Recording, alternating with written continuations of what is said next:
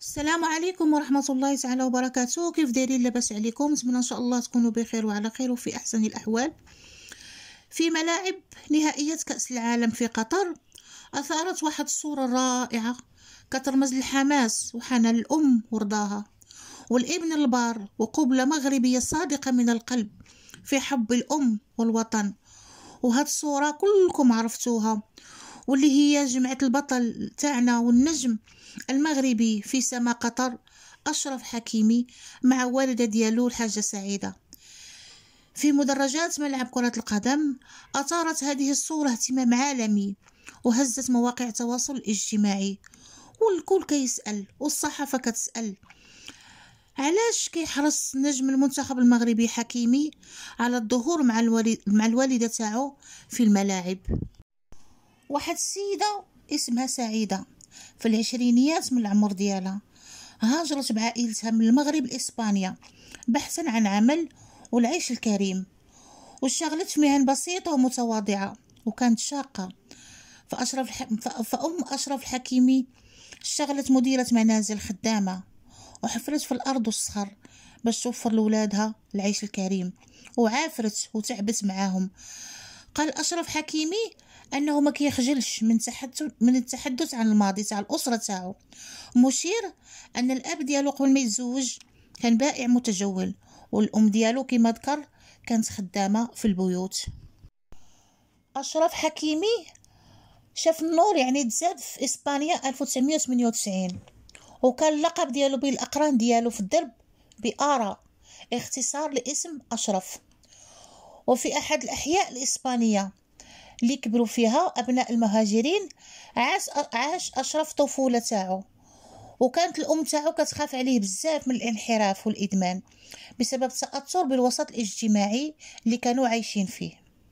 وقوة هاد السيدة سعيدة والحازمة ربات ابنائها بالأخص حكيمي والأخ ديالو ملي عرفت الميول تاعهم لكرة القدم وعشقوا للكرة، وكيعشق شي حاجة سميتها الكرة، خلاته ينخرط في سن مبكرة مع الأندية الصغيرة في إسبانيا وهو عمره 8 سنوات.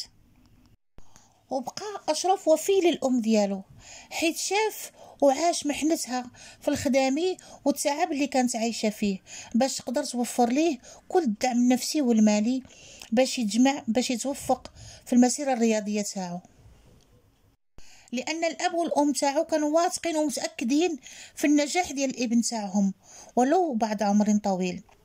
المهم بدا أشرف حكيمي كما قلت يلعب في الأندية الصغيرة في إسبانيا قبل ما يشاهدوا ملي كانت عنده كما قلت 8 سنوات كشافة المواهب لنادي ريال مدريد، وبالتالي فتح ليه المدرب الفرنسي زين الدين زيدان لاحقا أبواب الفريق الأول للنادي الملكي الإسباني اللي من تما غيبدا المسار تاعو دوليا إلى شمس الاحتراف عالميا.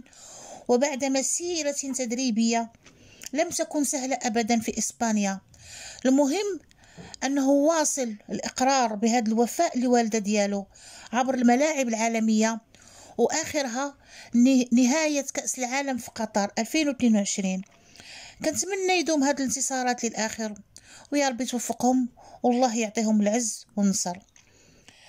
أما عن اختيار بلده الأصلي المغرب للعب كرة القدم على مستوى المنتخبات فيقول أشرف باللي هذا الاختيار كيوقف وراء الوالدين تاعو يعني الأم والأب تاعو، وهو ذلك راجع للانتماء والجذور المغربية، وبأنه كيشعر براحة نفسية أكثر ملي كيلعب مع أسود الأطلس. وكنتمنى لكم التوفيق والتوفيق إن شاء الله والنصر، والله ييسر الأمور إن شاء الله والله يوفق الجميع.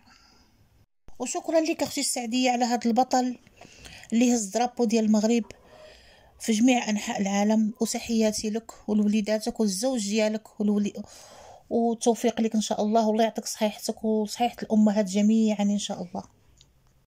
وتحياتي للجميع والسلام عليكم ورحمة الله تعالى وبركاته، وما تنسونيش من لايك واشتراك وتعليق باش يوصلكم كل جديد، وتحياتي للجميع. السلام عليكم.